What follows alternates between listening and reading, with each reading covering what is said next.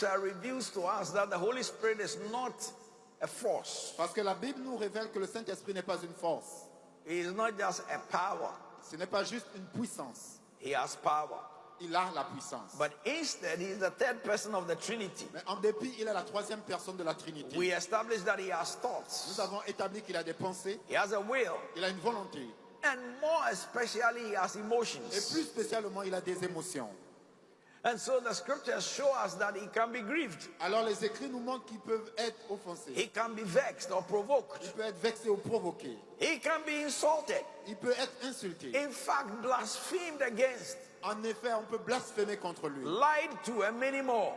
Mentir contre lui et beaucoup plus. And so if you are going to have an intimate communion with the Holy Spirit, Alors si nous voulons avoir une communion intime avec le Saint-Esprit, then you must understand what pleases him alors nous devons comprendre ce qui le plaît and what hurts him. et ce qui le heurte.